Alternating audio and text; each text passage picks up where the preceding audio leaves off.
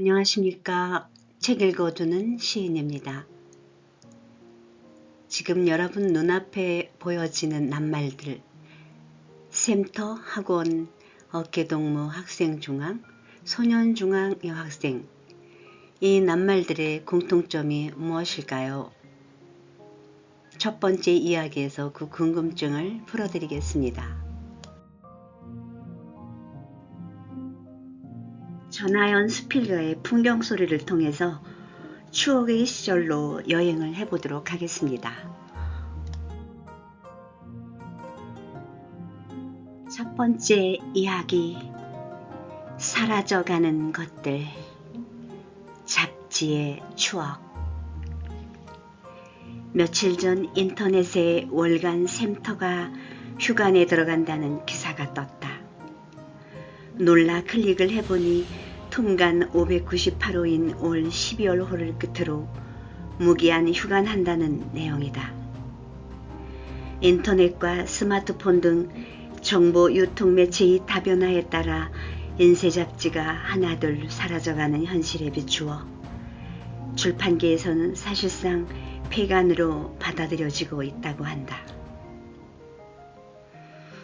문학하는 사람이 아니라도 우리나라 사람이면 한 번쯤은 접했을 작은 책이 샘터다. 지니고 다니기 부담 없는 책이면서 내용도 알차 국민의 사랑을 많이 받았다.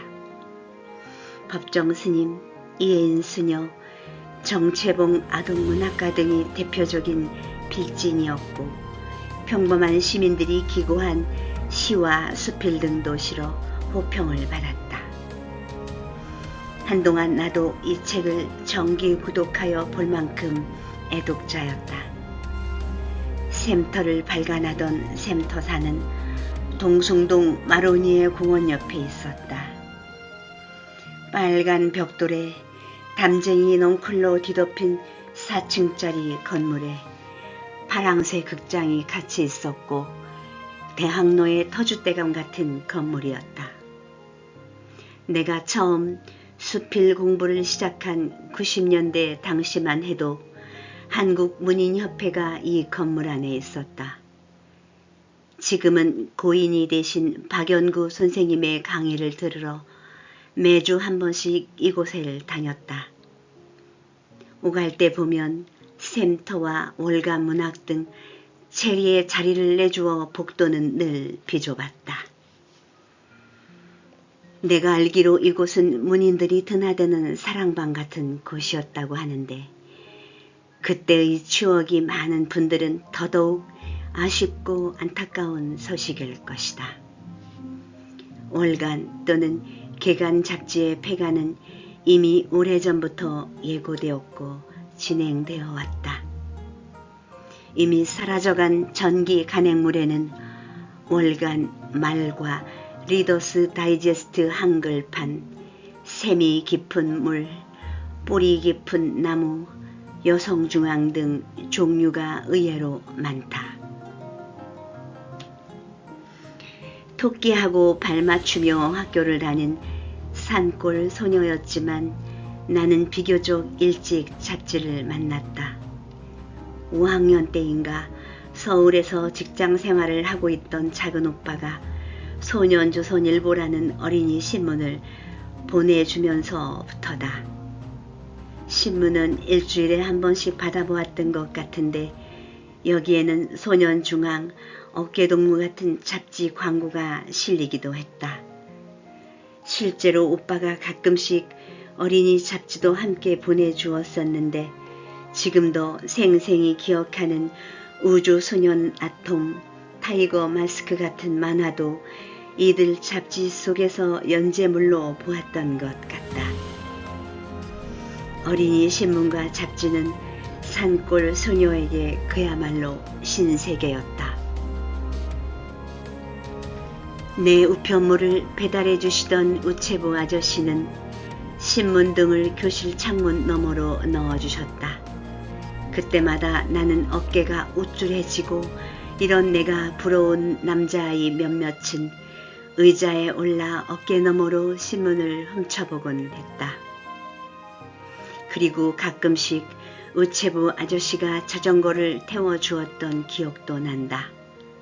아마도 내가 우편물을 받는 거의 유일한 학생이라서 그랬지 싶다. 고향에서 중학교까지 마치고 고등학교는 전주로 나와 공부를 했다. 낮에는 학비를 벌고 밤에 공부하는 야간 학생 생활을 3년 내내 했다. 낮에 근무하는 직장 사무실 앞 건물 1층에 서점이 있었다. 지금은 그 서점 이름을 잊었지만 나는 거의 매일 신간이 꽂혀있는 가판대를 구경하거나 매달 첫 주에 나오는 월간 학생 중앙을 손꼽아 기다리는 재미가 쏠쏠했다. 건너편 우리 사무실 창문으로 보아도 신간 코너에 새 학생 중앙이 꽂히면 단숨에 달려가 사오곤 했다. 고등학생으로서 한 푼이 아쉽고 아껴야 할 형편이었지만 학생 잡지인 이 책을 사는 것만은 아깝지 않았다. 당시 학생 중앙, 여학생, 학원 같은 학생 잡지는 학생들의 교양지였다. 사람들이 샘터 잡지에 대한 향수가 깊듯 나 또한 학생 잡지와 어린이 신문에 대한 향수가 이처럼 깊다. 미디어 홍수 시대, 스마트한 시대에 사는 요즘은 성경도 사전도 스마트폰으로 듣거나 본다. 나부터가 종이책이나 종이신문을 보는 시간이 예전에 비해 많이 줄었다. 그럴수록 자꾸만 영혼이 메말라 간다는 생각이 든다. 소년조선일보와 학생중앙을 가슴에 품고 다녔던 그 시절 많이 그립다. 재정 악화로 폐간 위기에 놓였던 샘터는 다행히 독자들과 기업들의 후원으로 계속 발행할 수 있게 되었다고 합니다. 고마운 일입니다.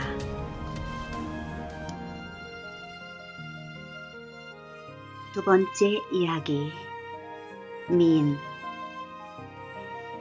용모가 아름다운 여자를 미인이라고 한다. 여기서 용모란 단순히 얼굴만이 아닌 전신, 차림새까지를 포함하리라. 그러나 오늘날 미인의 기준은 이목구비가 뚜렷하고 세련된 서구적 얼굴로 한정하고 있다 해도 과언이 아니다. 또한 돈 없고 교양 없는 여자는 봐줄 수 있어도 얼굴 미운 여자는 못 봐준다는 우스갯소리가 말해주듯 요즘 미인의 기준은 내면의 아름다움은 무시된 채 지나치게 외모에 치우치는 경향이 있다. 옛날에는 미인을 보는 기준이 오늘날과 크게 달랐다. 단순히 여성미 그 자체만을 보기보다는 온화하면서도 덕성이 담긴 얼굴을 미인으로 쳤다. 김은호 화백이나 김기창 화백의 미인도만 보더라도 우리나라 고전미 넘치는 미인들은 한결같이 청초하면서도 단아한, 그러면서도 기품과 덕성까지 넘쳐 보이는 모습이다. 행인지 불행인지 요즘 젊은 세대들은 미인 아닌 사람이 별로 없다. 쌍꺼풀 눈에 오똑한 코는 기본이고 V라인 얼굴에 몸매까지 날씬하다. 그러나 많은 경우 성형 수술 덕분이고 순수한 자연미를 지닌 얼굴을 찾아보기가 쉽지 않다. TV 속 젊은 연예인들을 보면 왜 그렇게 부자연스러운 미녀 미남들 뿐인지. 이런 성형바람은 점차 중년층과 노년층으로까지 확대되어 이제는 일반인들 중에도 성형미인이 많다. 내 주변에도 성형이나 시술을 한 사람이 적지 않다. 통계에서도 나타났듯 인구 대비 우리나라 성형수술 비율은 세계 1위라고 한다. 성형 부위도 상상을 초월한다. 머리부터 발끝까지 못 고치는 곳이 없다. 이런 흐름을 타지 못하는 나는 어딜 가도 미인축에 끼지 못한다. 외꺼풀이 작은 눈과 낮은 코를 가지고 태어난 전형적인 몽골로이드이다. 평범한 외모에 주근깨 등 잡티는 왜 그렇게 많은지. 이런 내 얼굴을 오랜만에 보는 지인들은 유명 성형외과나 피부과를 소개하거나 아예 손을 잡아 끌어 데려가려고도 한다. 솔직히 그럴 때마다 귀가 솔깃해지기도 한다. 미인 소리는 아니라도 한참 때 나도 귀인 있다는 소리를 들으며 살았다. 귀인 있다는 말은 전라도 사투리로 예쁘지는 않으나 보면 볼수록 귀염성이 있다는 뜻이다. 단순히 귀엽다는 말로 담아낼 수 없는, 사람들이 볼 때 그만큼 정이 가는 사람이라는 의미가 담겨 있으니 나는 이 소리가 미인이라는 말만큼이나 듣기 좋았다. 제주 한란 같다는 말도 들어보았다. 10여 년 전 전주에 모 문학 모임에서 글 공부를 같이 했던 한 동인이 나에게 가끔 이 말을 썼다. 제주 한라는 천연기념물로 보호받고 있는 우리나라에서는 한라산에서만 자생하는 난이다. 외모는 수수하지만 꽃의 향이 어느 난보다 맑고 은은하여 애호가들의 많은 사랑을 받고 있다. 그때의 동인이 무슨 뜻으로 나에게 그런 멋진 말을 했는지 쑥스러워 물어보지는 못했다. 무르나 마나 나에게 이보다 더 듣기 좋은 찬사가 또 있을까?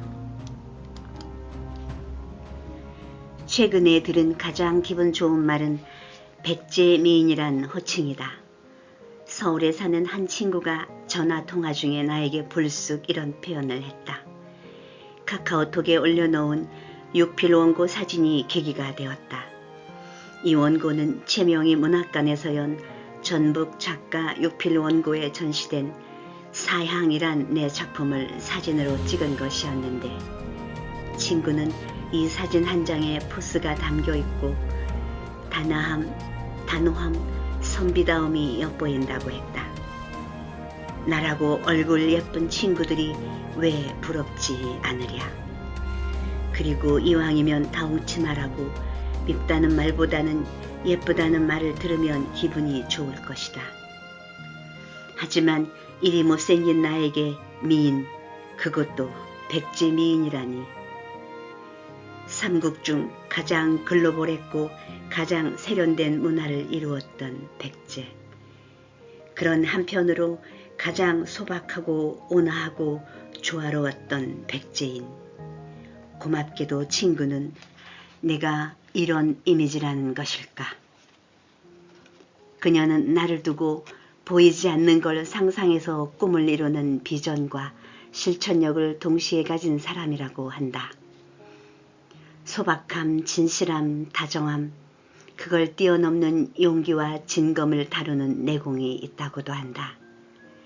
역경에 굴하지 않고 하늘엔 별, 들판엔 꽃이 있음을 잊지 않으니 큰 스님들이 누더기를 입어도 멋지듯이 액세서리 없이도 감성 충만 절제미, 인간미가 있는 사람이라고 한다. 계속 듣고 있자니 어디 쥐구멍이라도 있으면 숨어야 할 것 같다. 물론 얼굴 생김새만으로 이런 여러 말을 들어온 것은 아닐 것이다. 하지만 남들에게 보여지는 이렇게 멋진 나. 거울 속의 나를 찬찬히 들여다본다. 눈꼬리가 처지기 시작한 50대 중반의 잡티 투성이 얼굴이 그 속에 있다. 굳이 얼굴에 돈을 들인다면 제일 먼저 피부과에 가 잡티부터 손봐야겠지.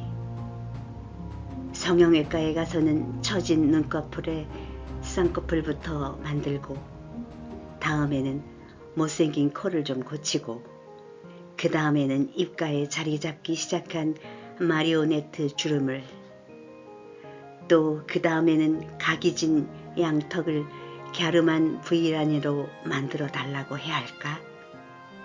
나는 여기까지 생각을 하다 그만 피식 웃고 만다. 미적 잣대로 재면 모든 게 기준 미달이지만 동안에다 오목조목 여전히 귀염성이 있다고 하니 이만하면 됐다. 자신의 얼굴에 책임을 지라고 한 40대를 훌쩍 지난 내 얼굴은 지금까지 살아온 삶의 무늬가 그대로 새겨진 시기이다.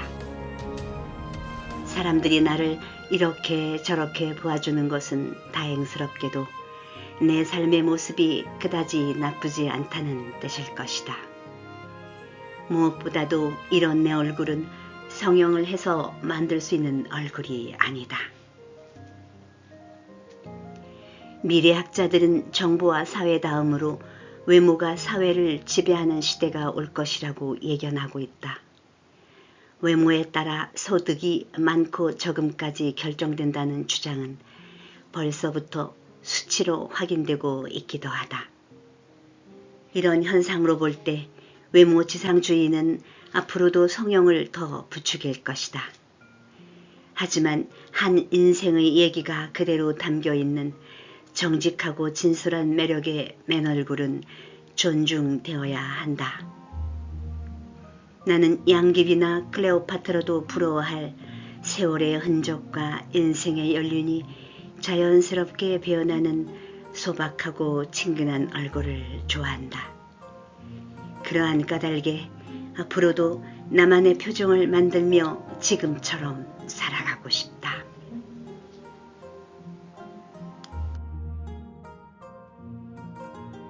책 읽기를 마치며 변화를 받아들일 땐 적극적으로 수용하되 오늘을 있게 해준 과거에 측은했던 걸음을 기억하고 사랑하고 가끔은 추억으로 불러보는 거 어떨까요?